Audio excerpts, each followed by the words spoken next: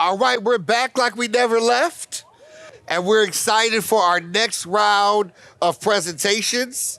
Let's jump right in. Kicking off our second round is a company making neuroscience fun. Isn't that like an oxymoron? Neuroscience fun? But let's get ready. No. I want us to get ready to hack our own body's electricity with Greg Gage, the CEO of Backyard Brains. Please strap in, get ready for what is going to be an electrifying presentation. Let's give it up for Greg. All right. Thank you, guys. So I'm Greg with Backyard Brains. I'll tell you a little bit about what we do. I'm a neuroscientist. What does a neuroscientist do? They study the brain.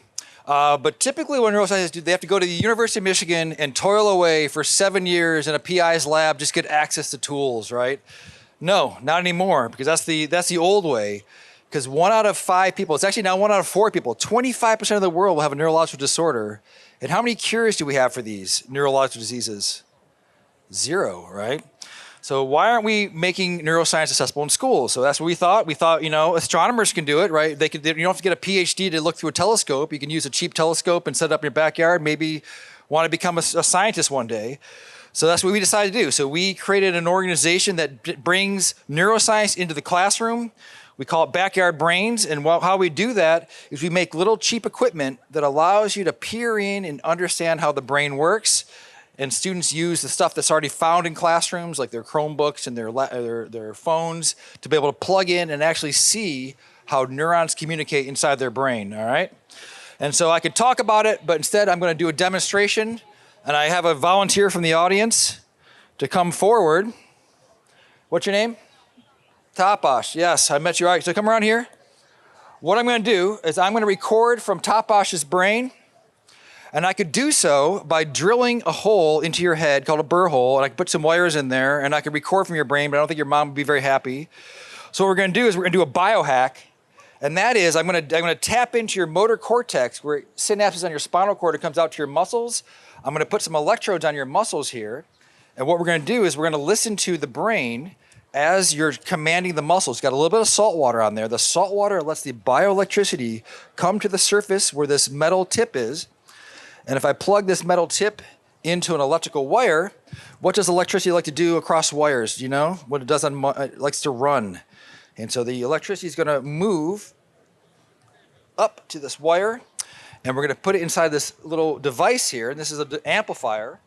And what it's going to do is when your brain thinks about moving your arm, we're going to take that signal and we're going to amplify it. Just like microscopes make cells bigger, this makes small amount of electricity bigger so we can hear it. So I'm going to turn it up. And when you want to, I want you to control your arm by squeezing your hand. What do you think that is? Neurons, yes. This is your neurons amplified by the muscles inside there. It's called a motor axe potential.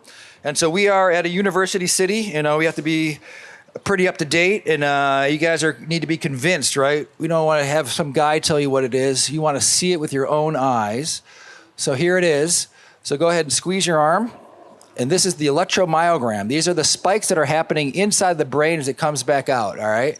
Put on the EMG mode, perfect. All right, so give it a squeeze again. So that's what's happening, but this is kind of boring, right? You're just seeing it on the screen. What would be cool is if we could do stuff with it. So I'm gonna go and put this down. I'm gonna unplug you for a second. I'm gonna see if I can find a claw. Did we bring one, Alex? No, we didn't. All right. So we want to make a brain-machine interface. That means that you can control things with your mind, right? So I'm going to bring up my friend Alex here, who is our chief designer and architect. Let me first explain about the brain-machine interface. So let me say one thing first, and that is we're going to be using something called a microcontroller, and not everybody knows what it is. It's a very tech town. It's a tech tour.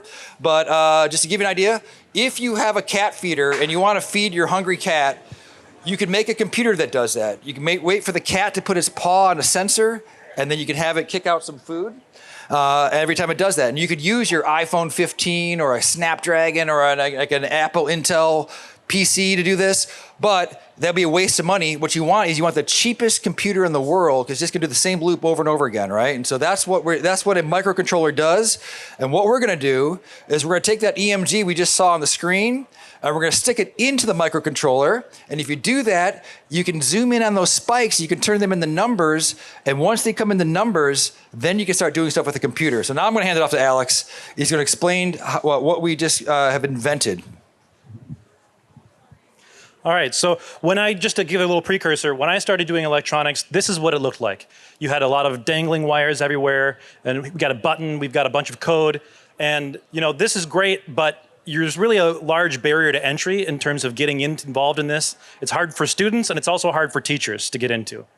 And so enter the microbit, which is made by the BBC and Microsoft, and they've basically created this small little board. And this is a microcontroller. And so this has a bunch of sensors, it's got a bunch of things on it. And what's novel about it is that they give you a couple options of how to code this thing. So simplest being block code, where you can drag and drop blocks, but you can do traditional coding as well. And so we just actually launched a Kickstarter where we can take our biosignals that you saw earlier and actually inject those signals into the microbit to make them accessible for people to make their own maker projects. And so that just concluded, we're just shipping that now. And so we have a bunch of inventions here to show what this can do. So what's special about our device is that we basically have a bunch of different connectors, and we have a little battery cage holder that makes this portable wearable device. But it makes it just easy to get common motors. Instead of having the big breadboard with all these dangling wires, you can connect your inputs and outputs directly into the board, as well as your muscles, heartbeats, and brain waves. And so what does that look like in a project? It looks like this. And so we have this small demo basically of a hello world. And so we have a small block that you can drag on with our own library. And so you can see it says start our muscle recording. And so this is the EMG signal when you flex your muscles that we just saw. And then we're simply putting that through a bar graph. And so we just say that when we see that muscle power signal rise, we're gonna scale that to a bar graph and enable it. And so if we look over here, we've got this extra demo. And so when he flexes his arm here, you'll see on this small display, this little bar graph go up and down. So go ahead and flex.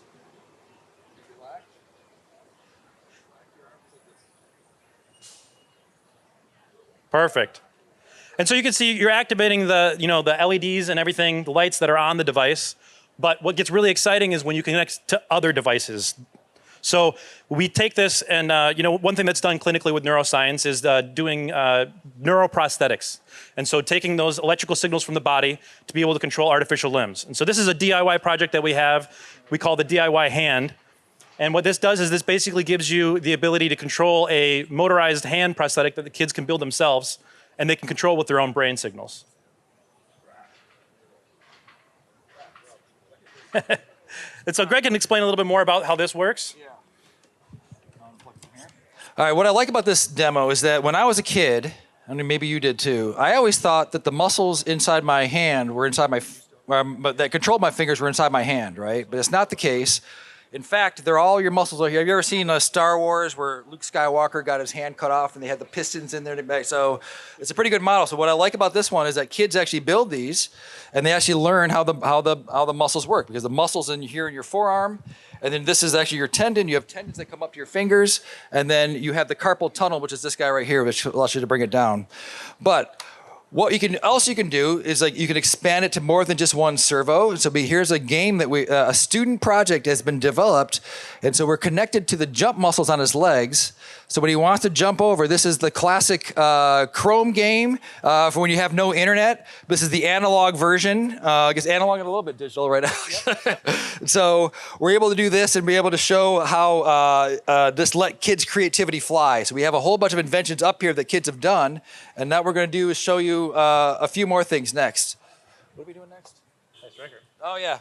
So Alex is going to hook up and just see what happens when you control other things other than servos. And so this device here is a really simple demo. It'll kind of test your flex. So if these stick on me, what this does is you can see there's external lights instead of using the device. And then we also have a different kind of motor called a solenoid, which is kind of a linear actuator.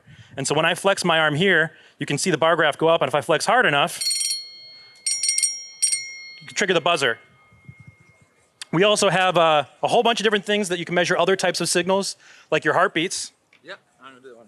So come out this way. And so the spiker bit is a brain-machine interface. So there's many biosignals you can record from your body. You can record from your eyes. You can record from your heart. You can record from your muscles. You can record from your brain. And the brain is, everyone wants to record from their brain, but the brain is actually the boringest thing to do, because the only time the brain is active at an EEG electrode is when it's doing nothing, right? If you close your eyes, if you meditate, then you start to see some oscillations. When your brain is active, it doesn't do anything. But what we can do, it's kind of interesting, you can record for the autonomic nervous system, and we do that by putting electrodes on the arms like this, and then I'll hook you up, and we're gonna now go across the chest. So, whoopsies, there we go. Water. All right, so what the electrodes really do, it's a differential recording. So you do A minus B. And normally we put A minus B across the muscle, and when you do that, you get to record the muscle activity. But if you put A minus C across the heart, you can pick up the heart activity. So I'm going to plug this into here now. I'll go back to our little screen over here. There we go. And relax. I'm going to put this guy like this. And what is that? All right, just put your hands up on the table. Don't squeeze. Come over here. Just lay your hands on the table.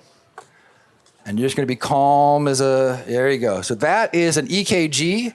You may have seen this on like hospital shows, but it's cool. And what's cool is that it brings it right out there, and now we can bring it into the microbit and actually do cool projects. And so we have another student design over here, which I'm going to unhook you now because you don't need to be on that anymore. And Alex will turn this one here on. And this is a way that what's happening inside the microcontroller here, you're going to grab both hands on that, like this. Just relax.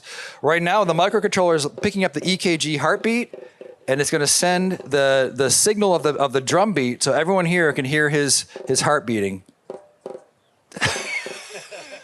Bump, bump. Uh-oh. Call 911. That's perfect. All right. Thank you so much. That's the end of this demo. And so I just want to say, you can have a seat. Thank you. Appreciate it. A round of applause. All right. So I just want to say that we're super excited. So we had our Kickstarter campaign finished a few weeks ago. We are now shipping live from Ann Arbor. So if you want one of these for your home kits or for a holiday coming up, we look at the QR code. You can go out and purchase one today. Walk over to our office and pick it up. We're right across right next to CI Eyewear. And we're hoping to start we had a neuroscience revolution, but now we're getting to neuroengineering. We want to have kids start thinking about how can they take neuroscience and turn it into engineering projects that actually make a difference in the world. So this is a good way to do that. And we're going to end with a cool demo that is going to be the cover of Make Magazine next month. This is Alex's design. And what it is, it's called the Spiker Man. And so he records from this muscle right here, and as he flexes it, it's going to shoot a web out, a web flinger, if we get it to work. There we go. There you go. And relax. All right. So we're looking forward to seeing what the world can come up with these inventions. This is the most creative product we've ever developed. So thank you for your time. Let's give it up again for Backyard Brains. Who would have thought that neuroscience could be fun? And now we have a way and a place where we can go to even purchase things to show us not just about the body, but about how everything operates. So we're excited once again, showing tech, showing innovation right here in our hometown of Ann Arbor. Today we've seen a lot of different demonstrations that partner tech with innovation. And we've seen batteries and battery production. We've seen many things that we never knew were happening right here in our backyard. Well, next up, I want us to open our mind to how power folds and goes anywhere. So I'm going to ask us to please welcome John, who is the founder of Thought Labs, to show us their solar nanogrid. Let's give it up. Can you all hear me? Yeah? That's a tough act to follow. After that's all fun, and now we get into a serious conversation. So it's tough act to follow. So my name is Nikun Jain. I'm founder of Thought Labs, and our product is called All Set, which you can see at the end of the street out here. So this really started as a journey when I started to look at globally how is access to power. And what I realized is today there are 733 million people around the world that don't have access to reliable power. This not only creates problems for watching Netflix, but for people around the world, for food insecurities, whether it's livelihood insecurities. That became a huge concern for me as we see where the trends are. We have electrification, whether it's EVs, your Lime scooters, data centers. There's more power that's being demanded in the urban capitals versus the power that's being supplied to the rural as well as the developing worlds. So this got me thinking that if we have to look at the world beyond, where farmers in developing countries such as India are one crop cycle away from being in financial poverty. What used to be once in a decade event is now happening on a yearly basis, whether it's drought, whether it's hurricanes, floods, how that acceleration of climate change is affecting. Not only that, in most of these rural areas, you have power barely for 2 hours a day. How are you supposed to do irrigation? How are you supposed to run schools or other devices? And all that leads to is farmers have to sell their crop as is. They cannot add any value to it by either processing it or refining it. And this is a problem that today we do have the technology. There are 8 billion people in the world. How do we solve that problem for the powerless? And not just adding solar panels to the top of their roof is going to be an answer, because a lot of places require power to move. So we started to look at, well, how do we look at local technology? How do we manufacture this locally? Not only just manufacture, but then be able to repair it as well. So if you see the structure out there, it's a simple but yet effective structure. Lastly, it has to be able to be moved. It has to be able to go into places. And that's essentially what we've done. We've been able to create this folding solar structure that you can take into the remote parts of whether it's rural India or in the Traverse City in the back countryside, and be able to power multiple different components. So here we actually had it have deployed in a village in India to power their schools. We even on Saturdays take it down to power the farmers market. And it's as simple as you're seeing of being able to open it, flip the panels up, and off you go. The biggest component of this is access to power for farming, for irrigation, where today the farmers would just wait for the rains and that is the entire crop they would do in an entire year. Now they have access to power for multiple different crop cycles. So not only do we prevent them from going and renting generators, which is sometimes $2,000-3,000 per year, but we are also preventing that amount of gasoline, which is 1,000 liters or 1,000 gallons per year, from being put into the carbon, or the carbon being put into the atmosphere. So not only are we helping save the environment, but we are also providing access to power. But we didn't just stop there. With the age of everybody talking about AI, well, the product is called All Set, so we have our own All Set intelligence. And for this, we actually looked at, since the unit is out in the sun, what other data can we help the farmer with? You have irrigation, you have humidity, you have wind directions. Further, if you think about the urban landscape, we can actually measure pollution, PM, whether it's 2.5, 10, direction of where that pollution is going to flow next, as well as noise level. So we actually partnered with Ganther Instruments to be able to document all of this.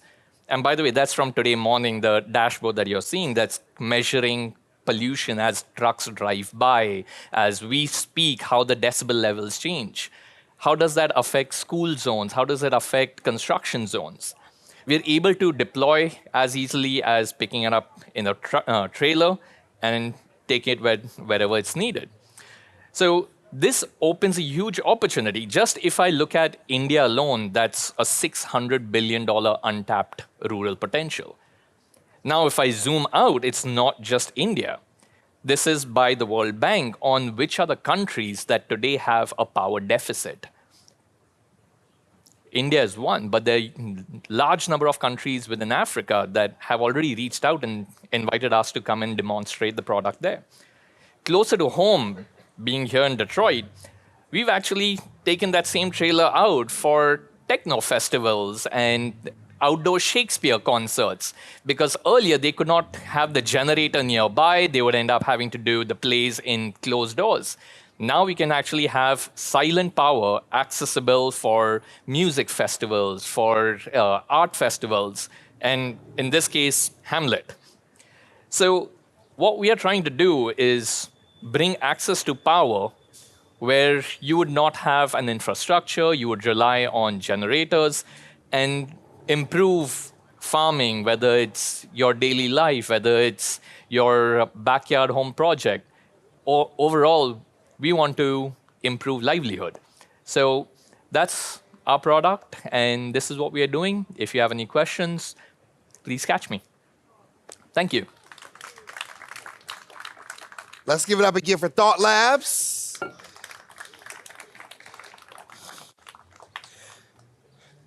Now, let's see what we're going to call the next generation of innovators and action. If you haven't noticed, downtown is bustling today, not just because of Tech Trek, because of a homecoming game at the University of Michigan. They play Wisconsin. We know who's going to win tomorrow. But it's only fitting that we demo a football-throwing robot that has been created by the future innovators of our community, the Community High School robotics team. Let's give it up for Community High School. Hello, we're Team 5708 Zebrotics from Community High School, Ann Arbor, Michigan, and we're here to talk to you today about how high school robotics can develop the tech workforce. Hi, I'm Dom Nazario. I'm the current senior captain, and I've been in FRC for 4 years. I'm Kathleen Bible. I'm the junior captain, and I've been doing FRC for 3 years. I'm Laura Allen. I'm the social media lead, and I've been doing FRC for 2 years. And I'm Justin Davis. I'm the fabrication lead, and I've been doing FRC for 3 years. So the Community High School robotics team, Zebrotics, started in 2015, and the team has grown for over 10 years now, and our robots reflect that. Utilizing advanced CAD designs and vision, we now make more competitive robots than ever. We wouldn't be the successful team that we are today without the help from our greater community. We would like to thank our current sponsors, including Treetown Tech, who just presented here today. Also, we would like to send a special thanks to MakerWorks, a local makerspace, for giving us space to build and specialized training on fabrication equipment. Zebrotics' mission is to inspire and teach high schoolers valuable skills from the workforce from a young age. From the start, we learn how to work in teams toward a common goal and how to engineer solutions to problems. We have so many examples of our team overcoming problems in a tight time frame, like trying to decrease the weight of our robot by 2 pounds in about 30 minutes. These scenarios prepare us for facing the same adversity in our careers. In 2025, we made 2 robots. Sebastian, who's over there, who is our main competition robot for this season's game, he weighs over 135 pounds and is over about 7 feet tall at full extension. He was built to lift coral onto the pipes of a metal reef to restore the reef and gain points. Even though first challenges seem like a game, it provides real-world experience that we will use in our later careers. We also built JJ McRobot. He's our quarterback robot that automatically throws footballs. We attend U of M tailgates and drive him around, shooting footballs at adults and children for donations. We will demo him later.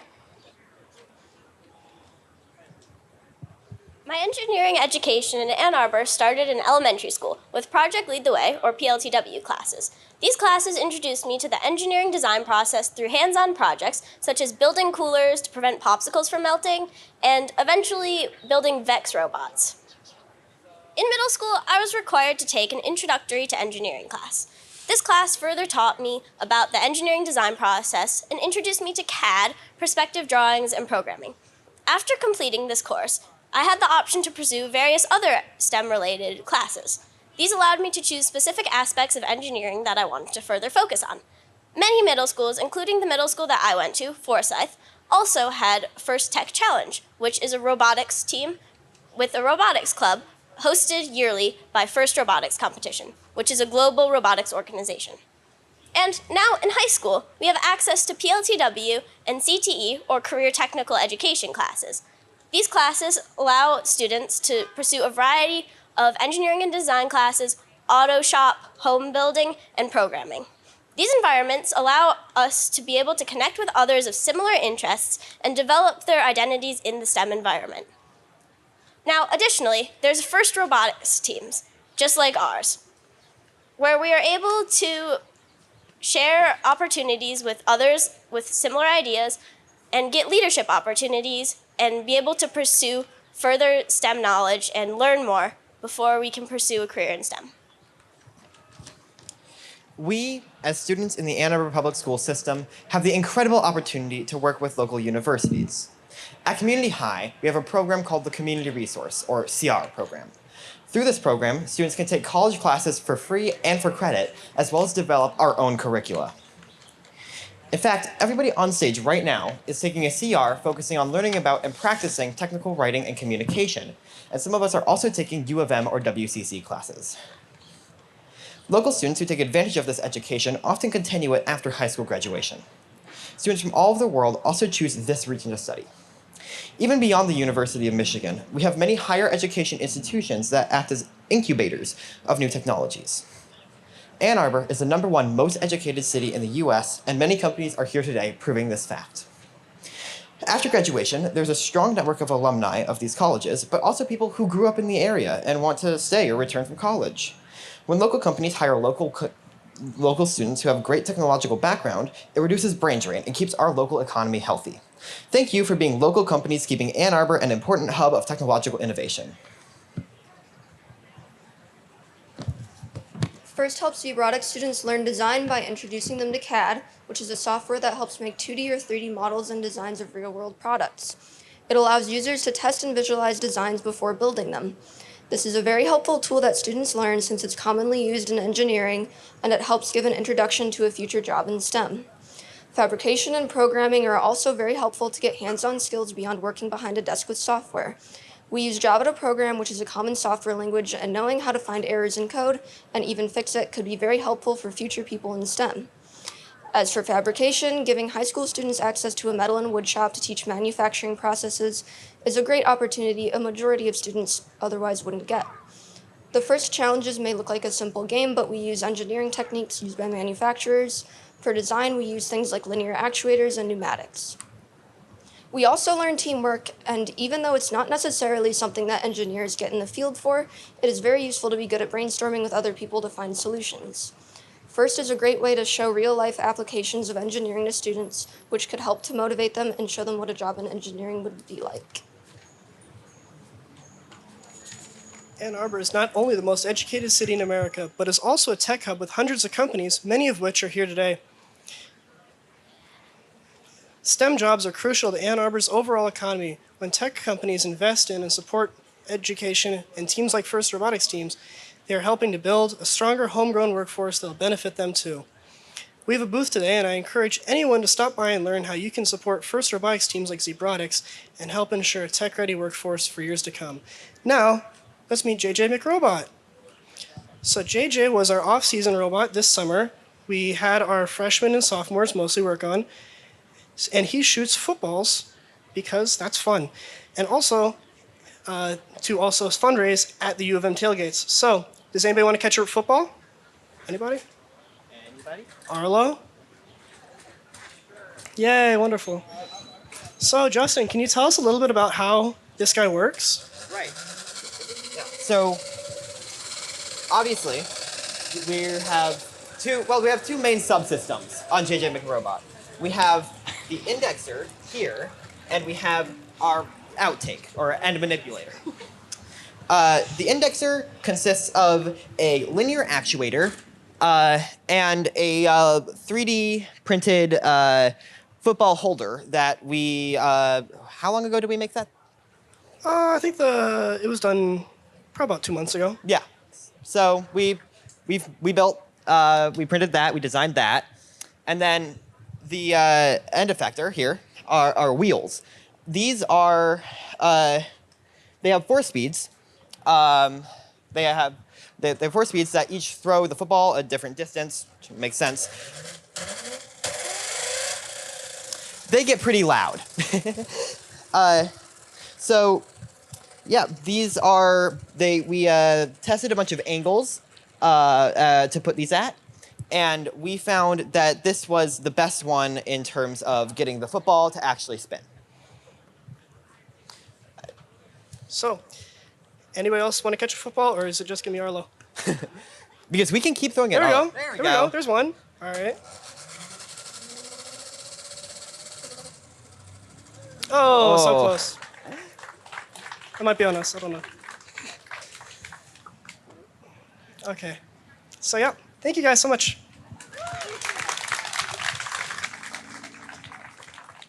Let's give it up again for Community High School, the future of innovation.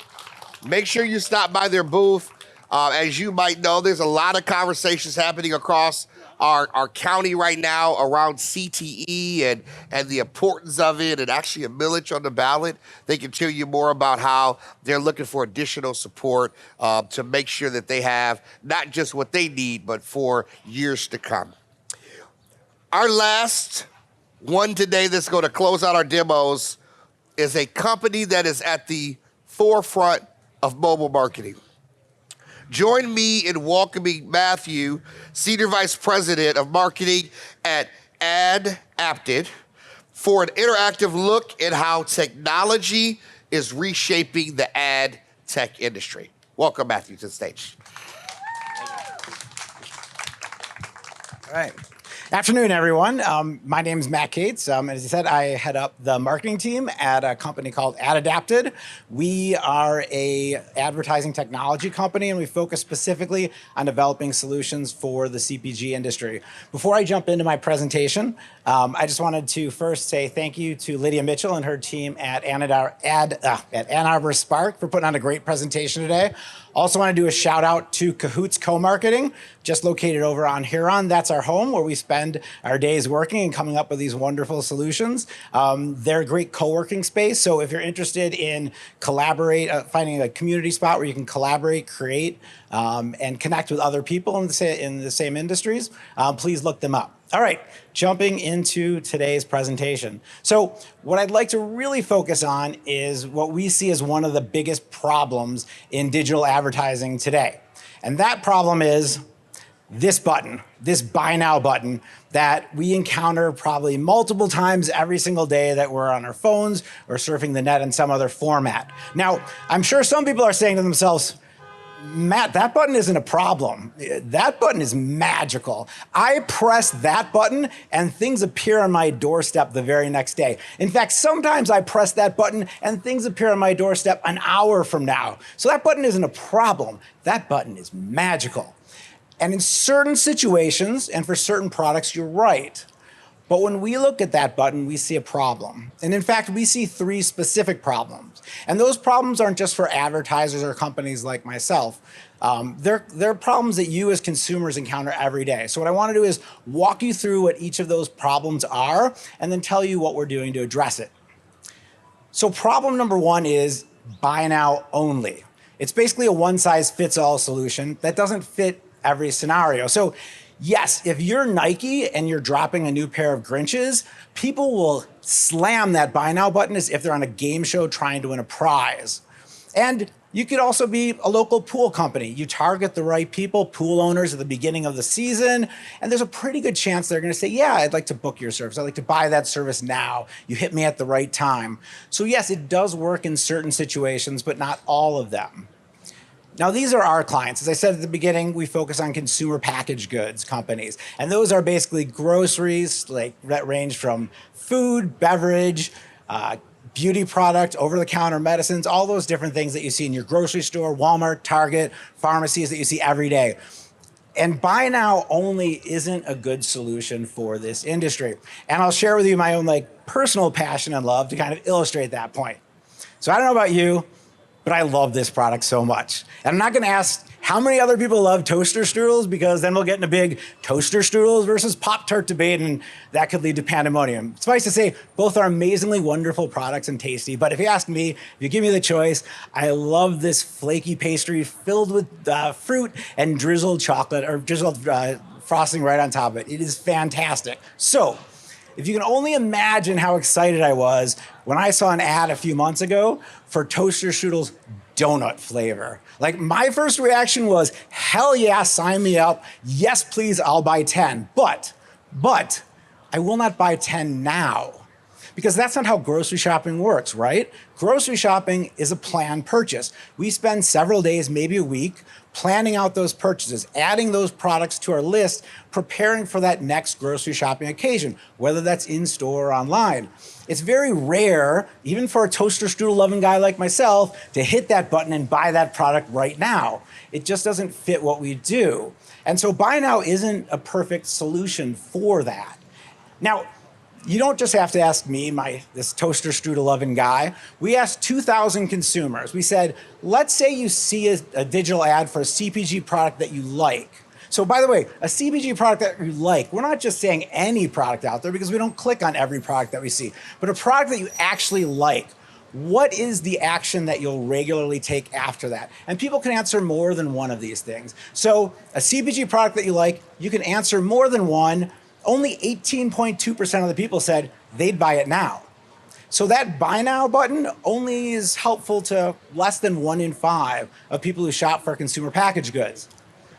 The vast majority of people gave some sort of I'll buy it later indication. I'm interested, but some will say I'll add it to my retailer cart, and that way next time I'll purchase it. Others will say I'll add it to my grocery list. Many of us do that.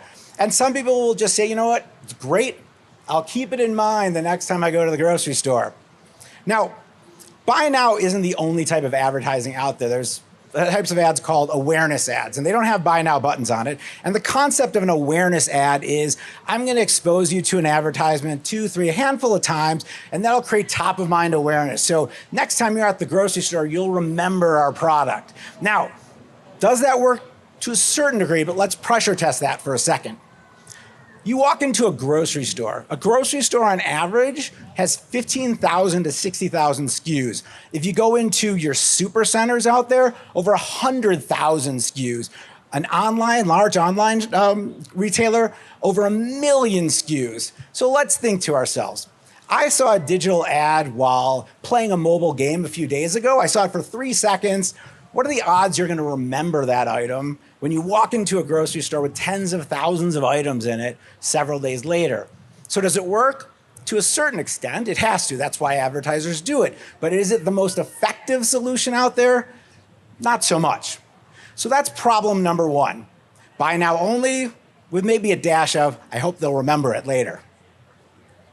Problem number 2 is something we bump into all the time and we deal with. We just deal with it. It's called click friction. So you see an ad for a product that you like and you're interested in, and you say, yeah, I'd like to buy that.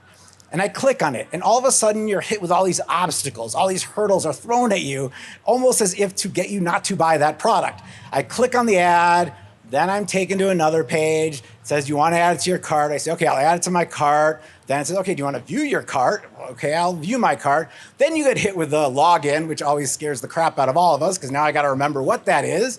And then eventually I can check out. And the problem with this is we're adding friction at every single point.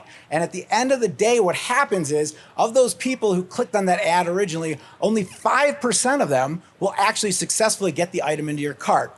Now think of how terrible that is. Advertisers work incredibly hard to just, literally you're lucky to get 0.1 to 0.2% of people out there to click on your ad. And then there's 100, for every 100 people who raise their hand and say, yes, I'm interested. Yes, I'd like to buy your ad. Only 5 out of those 100 people complete this obstacle course journey that's in front of them. That's terrible for the person who wants to buy the product, really bad for the advertiser who'd really like to sell it to them. So basically every click matters. And to illustrate that point, survey question as well. we said to people, after seeing an ad for a CPG product that you like, how much less likely are you to purchase that product based on the number of steps required to purchase it? And if you just start in the middle, at 3 steps, 21% of the people said, I'm much less likely. Much less likely at 3 steps. At 4 steps, that number of much less likely doubles to over 42%, with another 29.5% saying I'm somewhat less likely. So again, we're creating steps and friction that get in the way of people who actually do want to buy what you're selling them to actually buy it. So click friction, that's number 2. Number 3 is these ads can be incredibly disruptive. So what do I mean by that? And we all get hit by this every time, and it's like each time it happens, we're like, oh, fooled again. So you're browsing, you're playing a mobile game, you're consuming video content, you're reading an article, and you click on an ad, and what happens? All of a sudden, it takes you out of that experience that you were in, that you were enjoying, and it opens up a whole nother page, and now I'm dealing with that when I was over here enjoying myself, and my whole experience is kind of disrupted. And that disruption really actually does frustrate people. So again, don't trust me, let's look at the survey. So we asked people, after seeing a digital ad for a CPG product that you like, how much less likely would you be to buy that if clicking on the digital ad took you away from the article, the video, the app that you were enjoying? And that frustration of being disrupted hurts your chances of selling a product. 35% of the people said they're much less likely, even though it happens every day, much less likely to buy that product if you disrupt me from what I'm doing, from what I'm enjoying. And another 37.5% said they're somewhat less likely. So over 70% of the people, again, we're just, the solutions we have out there are getting in the way of consumers who want to buy a product and advertisers who want to actually sell that product, even in the most perfect situations. So those are our 3 problems. We've got buy now only with a dash of maybe they'll remember it. We've got click friction, and we've got this disruption force. So it's really easy to point out problems, right? They're all around us every single day. It's much harder to actually solve them. So fortunately for me, I work with really smart people, far smarter than I am, who spent countless hours coding, working on integrations, filing patents, using words that I, quite frankly, don't understand, but pretend to on a daily basis.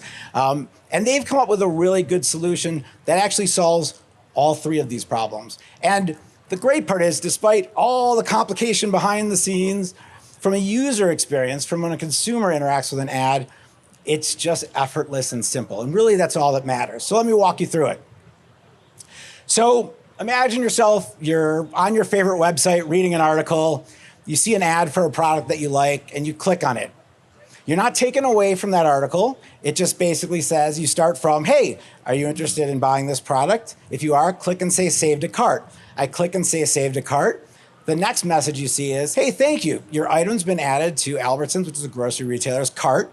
And then we ask you the question, would you like to go to your cart now, or would you like to go back to reading your article? Just click the X out. I personally want to just go back to reading my article. So I click on the X, I'm reading my article.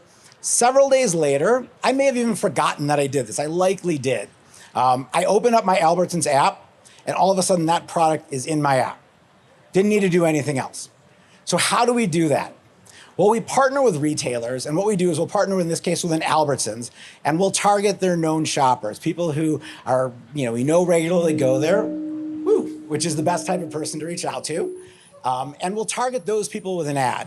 And when that person clicks on that ad, we're actually, in that moment, not adding it to their cart. What we're doing is recording 2 simple things. One, what's their user ID, what's their loyalty shopper ID, and what's the product that they clicked on. And that goes up in the cloud. And then days later, or if they want to do it immediately, and they open up that app or log onto the website, the first thing that it does is it reaches up into the cloud and says, okay, does this person with this loyalty ID, did they click on any ads and add anything over the last period of time? And if it sees something, it instantly pulls it down. But when I say instantly, I mean like there's no wheel spinning, time spinning. It is as if it was there all along, which is all that matters to the person. And so, simple solution out there that addresses all 3 problems. First, we've got our buy now only, but instead we're saying save now, buy later. You can buy it now if you want to, but odds are you want to buy it later. We give you that choice. Second, Click friction. Remember all those steps, all those hurdles that destroy a person's chances of buying. One simple click and it's in your cart. Next time you open up the app, it's there. Problem solved. And lastly, that disruption. I'm not forcing you away. You stay in the experience, you add it, and then I nicely ask, hey, do you want to go buy that product now? No, that's okay. Continue reading. It'll be there later on. All three problems solved, one solution, complicated on the back end, but a simple, fluid consumer experience. And what's really amazing about that is, remember earlier when I said for every 100 people who raise their hand and say, I want to buy your product, only 5 buy it? In this case, it goes from 5% to 99%, a 20 times improvement. And all we're doing is not forcing people to buy it, we're actually helping them, making it easier, not making it hard. Consumer wins, companies, advertisers win, and that is what really makes this a magical button. So thank you for your time. Thank you for listening. If you want, we're at booth 33. Stop by and say hi or visit us over at Cahoots today or next week. And if we're not there, just reach out to Tyler, who's the general manager of Cahoots. He'd be happy to show you around. Thank you again. Have a good day. Well, we made it. 8 sessions, 8 demos, 8 showcasing of all the innovation that's happening across our community. We want to say thanks again to all the sponsors, all of our presenters, and to all of you for being here.